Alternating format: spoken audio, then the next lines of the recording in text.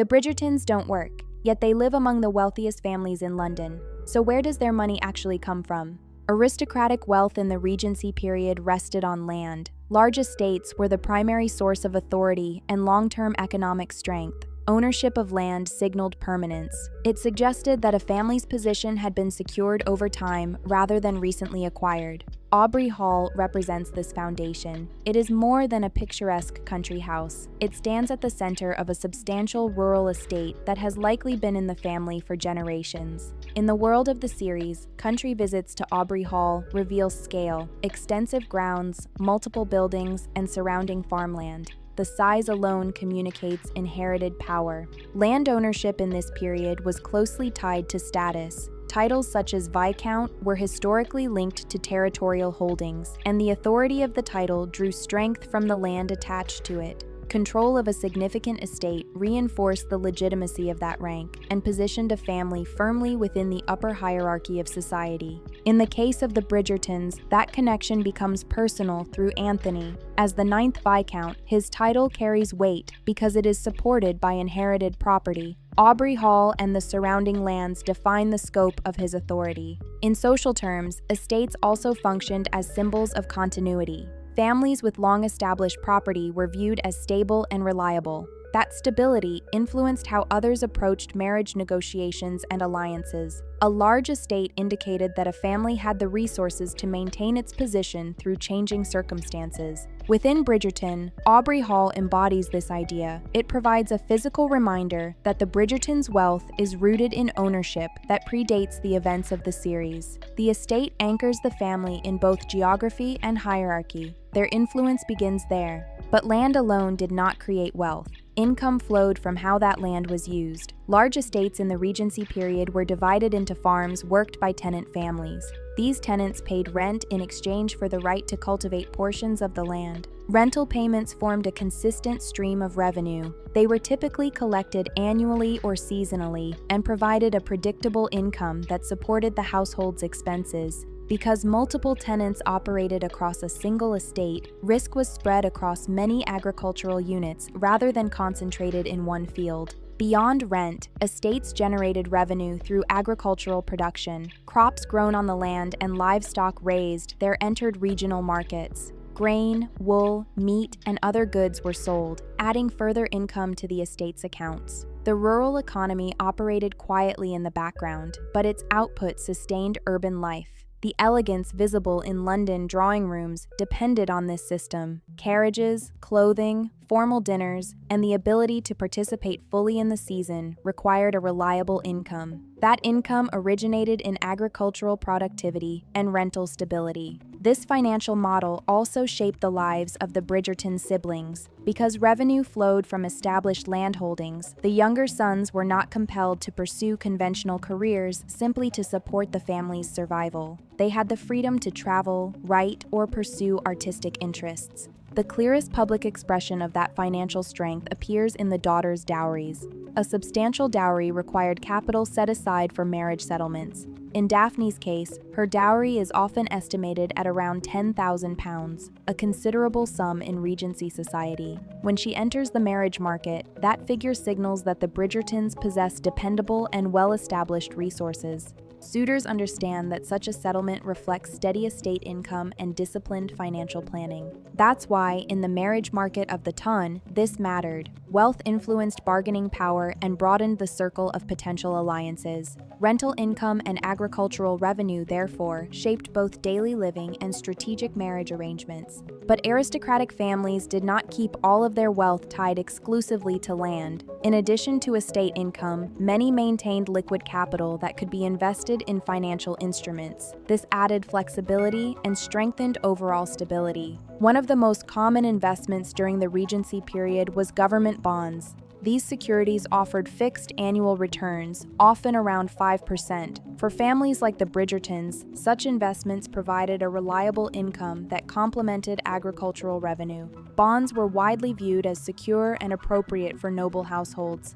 Financial investments allowed capital to remain productive even when it was not directly connected to land. Surplus income from rents or crop sales could be allocated to government funds, where it generated steady returns over time. This approach supported long-term planning and preserved the principal value of inherited wealth. Beyond bonds, aristocratic families sometimes participated in broader economic ventures. Shares in mining enterprises, involvement in trade-related companies, or interests connected to expanding industries offered additional avenues for growth. Each opportunity required careful consideration of risk and return. For a family of the Bridgertons' standing, diversification reinforced resilience. Multiple income streams reduced exposure to agricultural downturns or market disruptions. Financial growth occurred without the need for public commercial activity. There are no scenes of stock exchanges or financial negotiations, yet the stability of the family's position suggests disciplined capital allocation behind the scenes. Investments operated quietly, strengthening the estate and preserving its purchasing power. Liquid capital also played a role in facilitating dowries and marriage settlements. Funds held in accessible financial instruments could be allocated when required. This ensured that commitments made during negotiations could be fulfilled without strain. The final pillar of the system was inheritance. In Regency England, the principle of primogeniture dictated that the eldest son inherited the family title and the bulk of the estate. This rule shaped the structure of noble households across generations.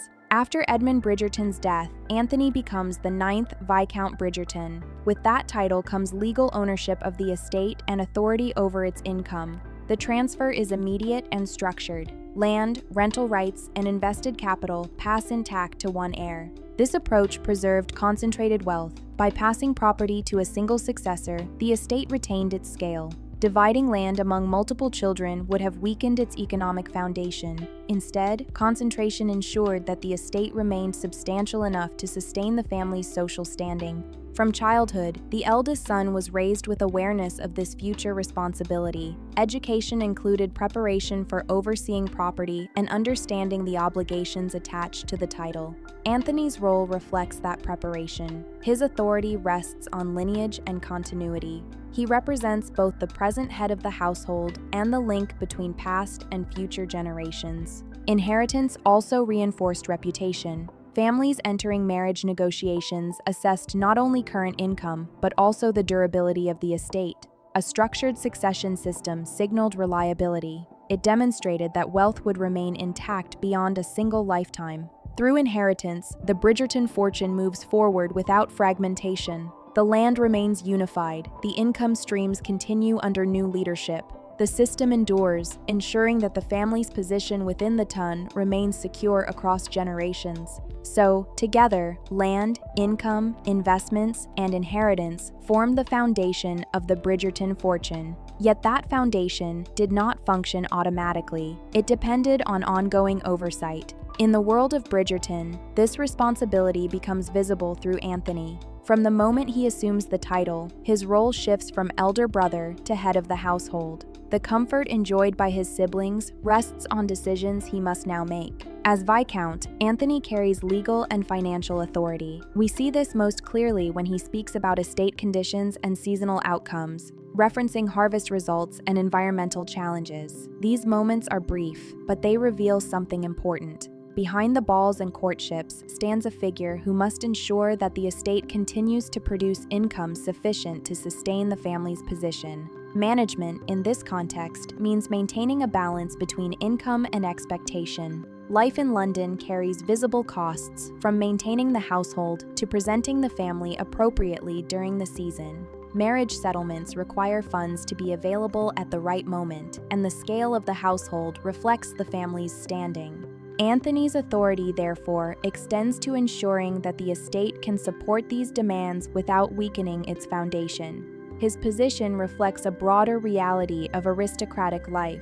Wealth required ongoing attention and measured decisions. After considering land, rental income, investments, inheritance, and management, the scale of the Bridgerton fortune becomes clearer. While the series does not provide exact figures, historical estimates offer a useful framework. A wealthy viscount in the Regency period could earn between £15,000 and £20,000 per year from combined estate income and investments. For a family of the Bridgerton standing, this range reflects substantial annual revenue. When translated into today's terms, that annual income would equal several £1,000,000 per year. It places the Bridgertons comfortably within the upper tier of wealth, even by modern standards. Such resources would support multiple properties, a large domestic staff, frequent social events, and the ability to participate fully in elite circles without financial pressure. These estimates place the Bridgertons among the upper ranks of the aristocracy. Their wealth was not limitless, but it was substantial enough to secure influence and stability.